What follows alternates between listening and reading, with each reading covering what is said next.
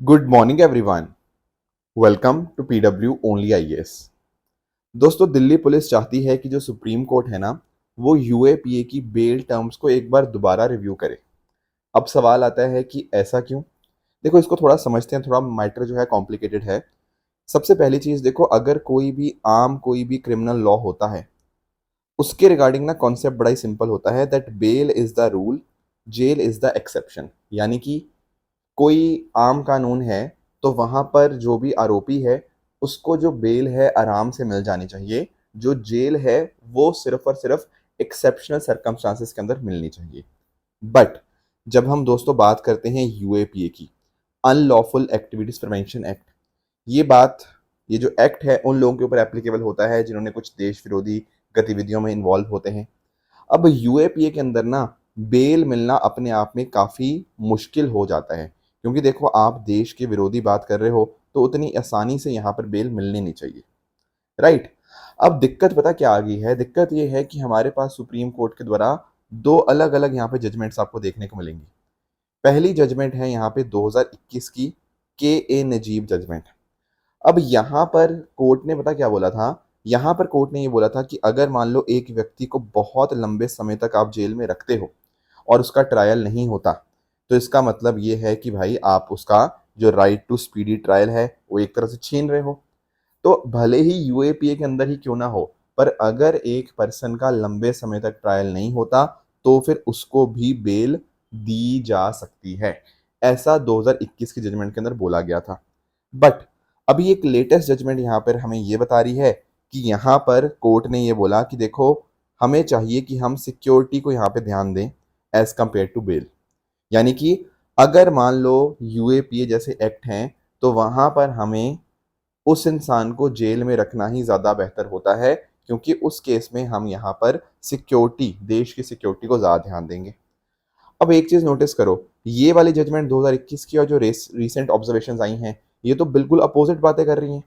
वो कैसे? देखो, एक तरफ आप बात कर रहे हो कि नहीं नहीं, पर्सनल लिबर्टी बहुत इंपॉर्टेंट है, बहुत जल्दी से ट्रायल होना चाहिए।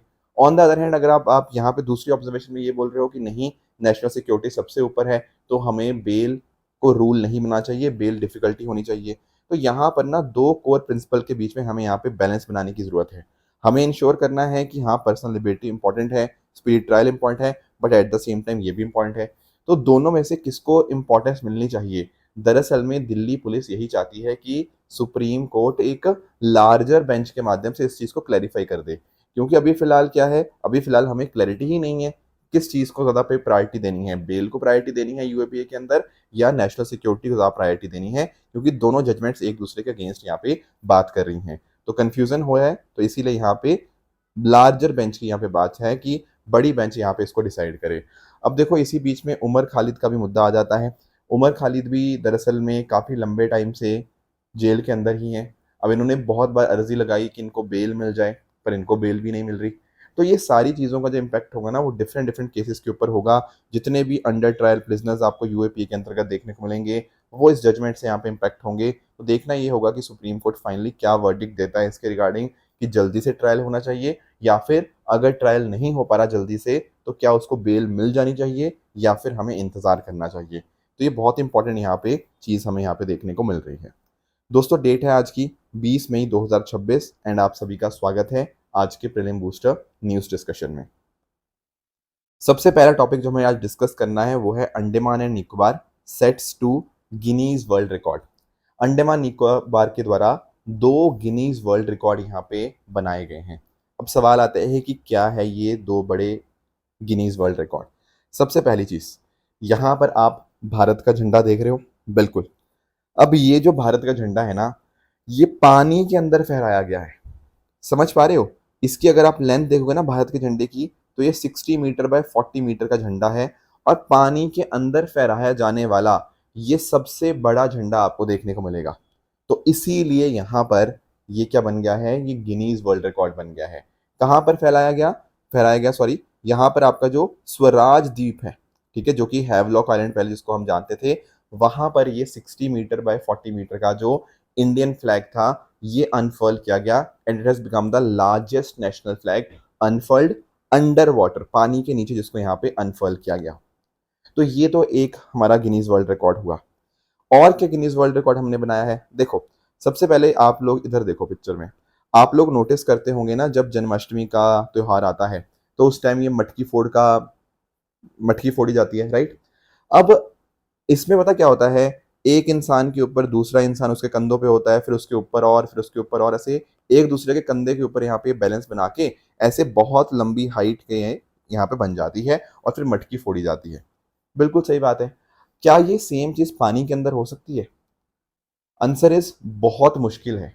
क्यों? क्योंकि देखो, पानी के अंदर ना एक दूसरे के ऊपर से खड़े होना बहुत ही मुश्किल होता है, क्योंकि पानी में बॉयंसी होती है। उस वजह से आपकी जो बॉडी है वो ऊपर की तरफ मूव होती है। तो सर, पानी के अंदर तो करना ये बहुत मुश्किल होगा। हाँ, पर हमारे दोस्तों अंडमान निकोबार के अंदर हमने ये भी कर दिखाया है। यहाँ पर आप देखो इस पिक्चर को। यहाँ पर इस पिक्चर में आप देख पा रहे होंगे कि हमारे 14 डाइवर्स एक दूसरे के ऊपर यहाँ पर ऐसे एक दूसरे कंधे के ऊपर ऐसे खड़े खड़े थे। एंड इस तरह से पानी के अंदर सबसे बड़ा, सबसे लंबा ह्यूमन स्टैक जो है यहाँ पर बना है। इनकी आप टोटल हाइट अगर आप नोटिस करोगे, ये 22.3 मीटर की हाइट है। It has become the highest height achieved by human stack. अब सवाल आता है कि सिर्फ पानी के अंदर इन्होंने ऐसे कैसे कर लिया? देखो, हुआ पता क्या, जो सबसे नीचे वाले जो थे, जो डाइवर्स थे, वो पानी के अंदर गए। वहां पर वो सी बेड के पास चले गए, वहां पर उन्होंने जाके बैलेंस बनाया। फिर जो बाकी डाइवर्स थे ना, उन्होंने कुछ इक्विपमेंट्स थे, उनके पास ऑक्सीजन सिलेंडर्स भी थे। वहां पर जाके उन्होंने अपनी बॉडी की पोजीशनिंग इस तरह से करी कि फुल बॉडी वेट ना सपोर्ट करके एक पिरामिड की फॉर्म के अंदर यहाँ पे वो सपोर्ट करे। Plus at the same time इनके पास बॉयंसी कंट्रोल डिवाइसेस भी थे। तो उस वजह से क्या हुआ, ना ही वो ऊपर जा रहे थे ना ही वो नीचे जा रहे थे, वो अपनी पोजीशन के पास में यहाँ पे रुक गए थे। और इस तरह से इनको जब मेजर किया गया, ये 22.3 मीटर हाइट आई। एंड इसी वजह से यहाँ पर इन्होंने यहाँ पे ये हाईएस्ट हाइट यहाँ पे अचीव करी।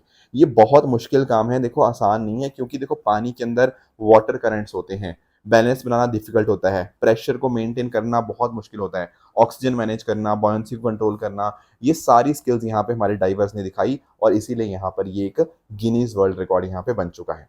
अब पॉइंट आता है कि सर, क्या इससे कुछ फायदा भी होगा? Answer is yes. देखो, ये दोनों चीजें कहाँ पर हुई हैं? अंडमान एंड निकोबार के अंदर। तो बहुत ही स्ट्रेटेजिकली हमने इस चीज को चुना था। उसका रीजन आप यहाँ पे समझना, जब हम बात करते हैं ना अंडमान निकोबार की, तो पहली चीज तो सरकार इसको बहुत ज्यादा प्रमोट कर रही है आज के समय। क्यों? क्योंकि देखो, अंडमान निकोबार के पास बहुत हैवी पोटेंशियल है। चाहे हम बात करें स्कूबा डाइविंग की, चाहे हम बात करें स्नॉर्कलिंग की, चाहे हम बात करें अंडर वाटर स्पोर्ट्स की, बीच टूरिज्म की, कोस्टल टूरिज्म की, कोरल टूरिज्म हो गया, हर एक चीज का बहुत हैवी पोटेंशियल है। Plus at the same time Andaman Nicobar बहुत ही स्ट्रेटेजिकली लोकेटेड है। कनेक्टिविटी के माध्यम से हमारी नेवी प्रेजेंस आपको वहाँ पे देखने को मिल जाती है। Plus at the same time state of Malacca के बहुत ज़्यादा पास में है। तो इस वजह से इसकी इंपॉर्टेंस को देखते हुए, टूरिज्म को प्रमोट करने के पर्सपेक्टिव से देखते हुए, और भारत की जो ट्राई सर्विस कमांड है ना, वो भी आपको यहीं देखने को मिल जाती है। इसीलिए हमने यहाँ पर इसको यहाँ पे कंडक्ट करवाया और हमने यहाँ पर 2 गिनीज वर्ल्ड रिकॉर्ड यहाँ पे बनाए हैं। आई होप ये दोनों कॉन्सेप्ट आपको यहाँ पे समझ आए होंगे। भारत के लिए बहुत ही ये गर्व का पल आपको देखने को मिलेगा। आगे आएंगे दोस्तों, अगला टॉपिक हमारे सामने है AI centre to study human elephant conflict. देखो, आप में से काफी सारे बच्चे झारखंड से होंगे। एंड आप सबको पता होगा झारखंड के अंदर एक बहुत फेमस टाइगर रिजर्व है, that is Palamu tiger reserve. ये झारखंड के छोटा नागपुर प्लेट्यू में है और मेजरली ये लाठीहार डिस्ट्रिक्ट और आपका कुछ हद तक आपका गाड़वा डिस्ट्रिक्ट के अंदर भी देखने को मिल जाएगा। 1947 देश की आज़ादी के समय इसको प्रोटेक्टेड फॉरेस्ट का यहाँ पे दर्जा मिला था। बट आगे जाके जब हमने 1973 के अंदर प्रोजेक्ट टाइगर स्टार्ट किया, तो उस टाइम हमने 9 टाइगर रिजर्व यहाँ पे बनाए थे। उनमें से एक टाइगर रिजर्व आपका पलामू टाइगर रिजर्व भी था। इसका 414 स्क्वायर किलोमीटर का कोर एरिया देखने को मिल जाएगा, ठीक है ना। बाकी आप यहाँ पे नोटिस करोगे कि नॉर्थ कोयल जो रिवर है वो यहाँ से फ्लो करती है।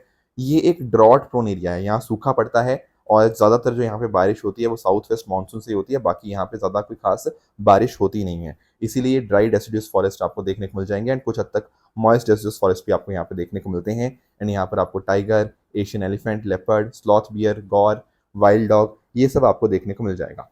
ये तो सारी वो बातें हैं जो आपने एनवायरनमेंट के स्टैटिक पोर्शन में पढ़ी होंगी। बट अभी पता क्या हुआ है, भारत का सबसे पहला एआई सेंटर जो स्टडी करेगा ह्यूमन एलिफेंट कॉन्फ्लिक्ट को, वो पलामू टाइगर रिजर्व के अंदर यहाँ पर बनाया जा रहा है।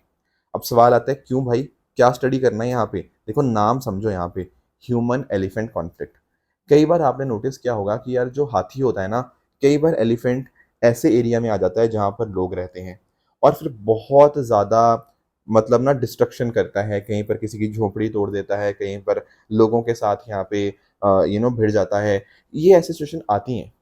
तो अगर हम यहाँ पे स्टडी करें कि ऐसा हुआ क्यों, क्या रीज़न है इसके पीछे का, एआई का इस्तेमाल करें उसके बिहेवियर को समझने के लिए, यही कोशिश हम यहाँ पे करेंगे इस सेंटर को बना के। तो यहाँ पर हम एलिफेंट के बिहेवियर को समझेंगे, क्या कॉन्फ्लिक्ट के समय क्या वो आवाज़ें निकालता है, अपने हर्ड के साथ कैसे इंटरेक्ट करता है, फीड क्या करता है, पानी को ढूंढता है, डेंजर कैसे सिग्नल करता है ना, हर समय के ऊपर क्या सिचुएशन होती है।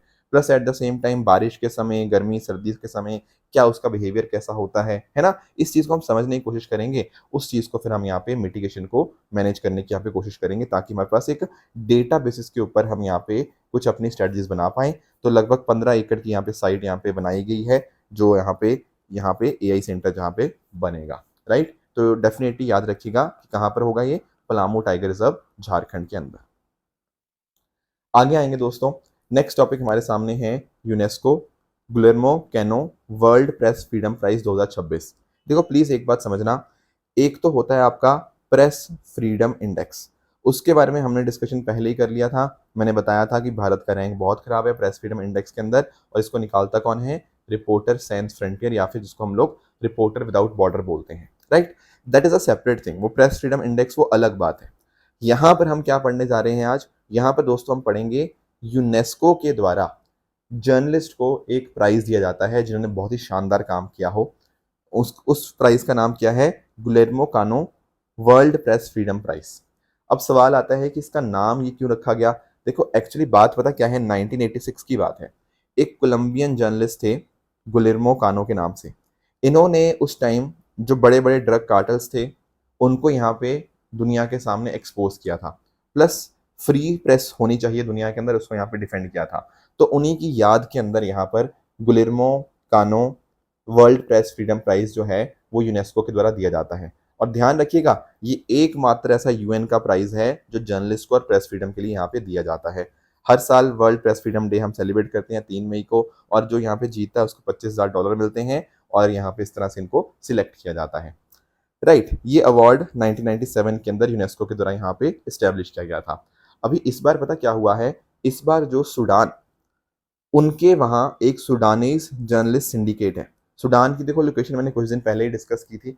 सूडान के अंदर आपको याद होगा 2023 में कॉन्फ्लिक्ट यहाँ पे स्टार्ट हुआ था। एक तरफ आपकी वहाँ पे आर्मी थी और एक तरफ पैरामिलिट्री थी। उनके बीच में यहाँ पर आपका जो युद्ध है देखने को मिला, राइट?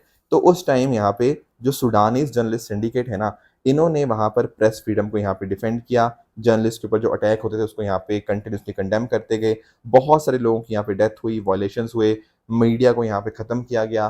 पर तब भी यहाँ पर जो यहाँ के सूडानीज़ जर्नलिस्ट सिंडिकेट थी ना, ये रुके नहीं। सूडान के अंदर जो भी वॉर प्रोपेगेंडा या मिस इन्फॉर्मेशन फैलाई जा रही थी, उसको कम करने के अंदर यहाँ पर मीडिया ने बहुत इंपॉर्टेंट रोल प्ले किया एंड इसीलिए इस बार यूनेस्को गुलेर्मो कानो वर्ल्ड प्रेस फ्रीडम प्राइज़ जो है वो यहाँ पर इनको दिया गया है and it becomes very very important यहाँ पे आपको ये चीज़।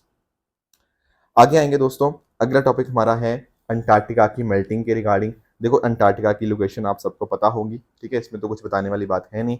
हमारा अंटार्कटिका जो है it is the southern most coldest and the driest continent on the earth और यहाँ पे विंड बहुत चलती है, इसके लिए इसको विंडिएस्ट कॉन्टिनेंट भी यहाँ पे हम बोलते हैं। अब देखो अगर आप नोटिस कर पाओगे ना, अंटार्कटिका का लगभग 90% जो हिस्सा होता है वो वर्ल्ड की ग्लेशियल आइस यहाँ पे आपको देखने को मिल जाएगी और इसी वजह से यहाँ पर कोई लोग रहते नहीं हैं। जो लोग रहते हैं ना वो आपके साइंटिफिक रिसर्च के लिए होते हैं, लैब्स वगैरह वहाँ बनी हुई हैं, बाकी वैसे रहने लायक ये है नहीं। इसका रीज़न यही है कि बहुत ही ज़्यादा ठंडा है, बहुत ही ज़्यादा ड्राई है, परमानेंट ह्यूमन सेटलमेंट बहुत ही मुश्किल है यहाँ के ऊपर, right?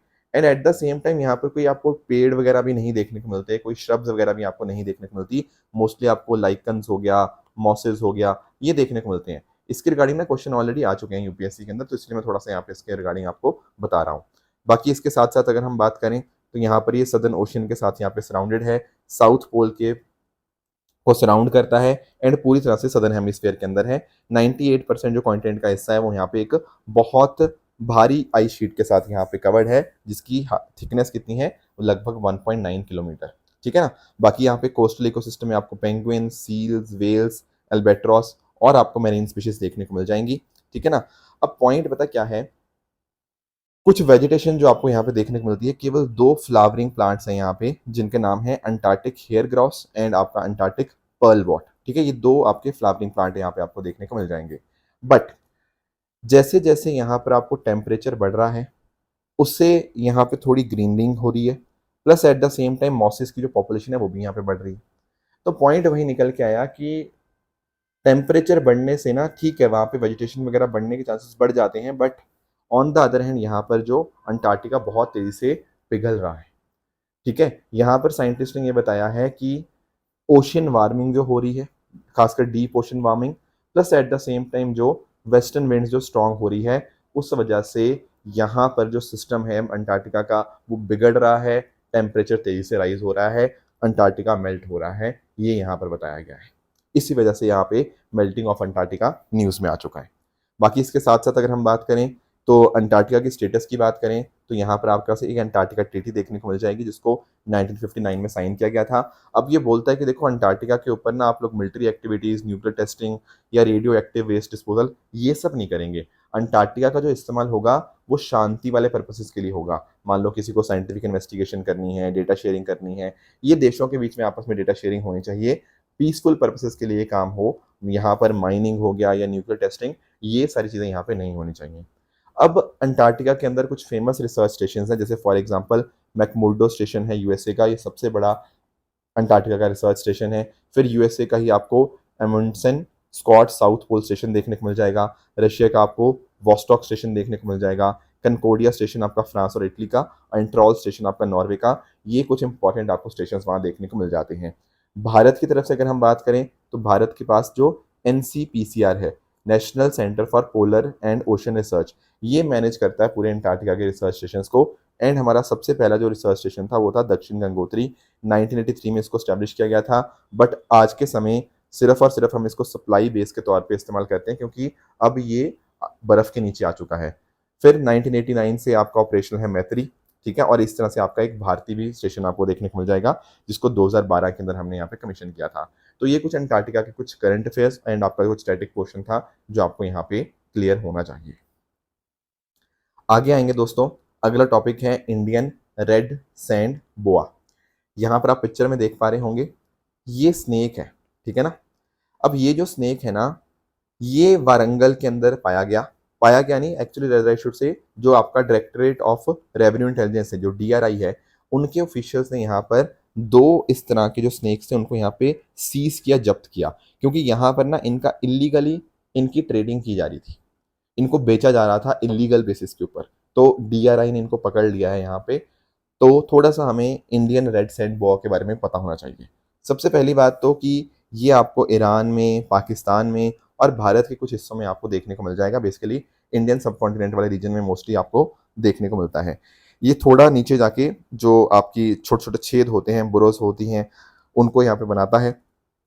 Plus at the same time ये आपको ड्राई एरियाज के अंदर, सैंडी एरियाज में, खेतों के अंदर और आपके सेमी एरिड रीजन में ज़्यादातर देखने को मिल जाएगा, यानी कि थोड़े ड्राई रीजन में ज़्यादा देखने को मिलता है। फिर ये कार्निवोरस होता है, ठीक है ना। कार्निवोरस मतलब आपके जो, जैसे फॉर एग्जांपल आपके जो एनिमल्स वगैरह को खाता है, जैसे आपके रोडेंट्स, आपके रैट्स वगैरह हो गए, लिजर्ड्स हो गया, छोटे छोटे बर्ड्स हो गए, उनको यहाँ पर ये कंज्यूम करता है। इसके साथ साथ इसकी जो बॉडी होती है, यहाँ पर आप नोटिस कर पाओगे एक सिलेंड्रिकल बॉडी आपको इनकी देखने को मिल जाएगी। प्लस एक ना बहुत नोटिस करना, यहाँ पे इनकी जो टेल होती है ना, टेल जो पूंछ होती है बहुत ही छोटी होती है, वेरी स्मॉल, ठीक है, और ब्लंट शेप की होती है। फिर इसके जो स्केल्स वगैरह होते हैं यहाँ पे इसकी बॉडी के ऊपर बहुत ही स्मूथ होते हैं। इसकी आईज काफ़ी छोटी देखने को मिलती हैं। And plus at the same time जो इसकी बॉडी पे स्केल्स होते हैं ना, वो यहाँ पे इसकी स्किन को प्रोटेक्ट कर लेते हैं सैंड से। मैंने बताया ना थोड़े सैंडी रीजन में ज़्यादा पाया जाता है। अब एक इंटरेस्टिंग बात जो आपको यहाँ पे समझनी है ना, वो ये है कि ये ओवोविविपेरस है। अब सवाल आता है ये क्या वर्ड है। देखो फर्क समझना यहाँ पे, एक होता है आपका ओवीपेरस, ठीक है। ओवीपेरस कौन होते हैं? जो एग्स बॉडी के बाहर ले करते हैं, आउटसाइड बॉडी, ठीक है। जैसे आपने हैन देखा होगा, आपने फ्रॉग देखा होगा, इनके जो अंडे होते हैं ना वो बॉडी के बाहर ये देते हैं। फिर आपको एक देखने को मिलता है विविपेरस। विविपेरस में क्या होता है, यहाँ पर जो बच्चा है वो मदर के पेट में ही या मदर के अंदर ही डेवलप होता है, ठीक है, with in body of mother, mother की बॉडी के अंदर ही डेवलप होता है जो बच्चा होता है। जैसे आप इंसानों की बात कर लो, अब जो इंसानों के केस में हम कोई एग्स थोड़ी देते हैं, जो बच्चा होता है वो मदर के अंदर ही यहाँ पे डेवलप होता रहता है, वहीं से उसको नरिशमेंट मिलता है, ठीक है ना, तो वो होते हैं विवीपेरस। पर एक कॉन्सेप्ट आता है ओवो विवीपेरस। अब इसमें पता क्या हुआ, दोनों कंबाइन हो गए, ओवो विवीपेरस। अब इसमें क्या होगा, देखो इसमें पता क्या होगा, जो भी आपका एनिमल है वो एग्स देगा, ठीक है, पर ध्यान से सुनना, ये जो एग है ये बॉडी के अंदर देगा। समझ पा रहे हो, बॉडी के बाहर नहीं देगा अंडा ना, बॉडी के अंदर देगा अंडा। वहीं बॉडी के अंदर ही जो एग है वो वहीं पर हैच करेगा, एंड फिर बाहर जो निकलेगा वो डायरेक्ट बच्चा निकलेगा। फर्क पता क्या, सिंपल देखो, ओवीपेरस में अंडे दिए जाएंगे बॉडी के बाहर, विवीपेरस में बच्चा बॉडी के अंदर ही डेवलप होगा। ओवोविवीपेरस के अंदर क्या होगा, यहाँ पर अंडा बॉडी के अंदर होगा, वहीं पर वो हैच करेगा, तो बाहर क्या निकलेगा, पूरा एक बच्चा जो कंप्लीट इंडिविजुअल के तौर पे यहाँ पर बाहर निकलेगा। तो ये जो आपके इंडियन रेड सैंड बॉ होते हैं ना, ये ओवोविवीपेरस ही होते हैं। तो ये एक ऐसी रिप्रोडक्टिव स्ट्रेटजी है जहां पर एनिमल्स बर्थ देते हैं लिविंग यंग को, जो कि एग से डेवलप हुए हैं इनसाइड द मदर बॉडी। ये इनसाइड वाला वर्ड बहुत इंपॉर्टेंट है कि अंडा बॉडी के अंदर ही होगा मदर के, वहीं पर वो हैच होगा और वहीं से डेवलप होके बाहर निकलेगा। बहुत सारे स्नेक्स, बहुत सारे शार्क्स इस तरह से ही यहाँ पे ओवोविविपेरस यहाँ पे होते हैं, ये बात आपको यहाँ पे ध्यान में रखनी है। बाकी इनके बात करें आईयूसीएन स्टेटस की, तो नियर थ्रेटेंड देखने को मिल जाएगा, इन डब्ल्यूपीए के अंतर्गत ये शेड्यूल 1 में है, ये बात आपको यहाँ पे क्लियर होनी चाहिए। एक और छोटा सा टॉपिक है that is regarding space meetings Veneto 2026। दरअसल में पता क्या है, वेनिस इटली के अंदर एक बहुत ही बड़ा space and aerospace business convention यहाँ पे कंडक्ट हो रहा है। अब गौर की बात यह है कि भारत के भी 9 स्पेस टेक स्टार्टअप्स यहाँ पर इसमें पार्टिसिपेट कर रहे हैं, और यहाँ पर इंडिया की तरफ से लीड कौन कर रहा है, इन स्पेस। आप सबको इन स्पेस के बारे में पता होगा, it stands for Indian national space promotion and authorisation centre. ये हमारे देश की नोडल एजेंसी है जो कि प्राइवेट सेक्टर का पार्टिसिपेशन इंश्योर करती है भारत के स्पेस सेक्टर के अंदर।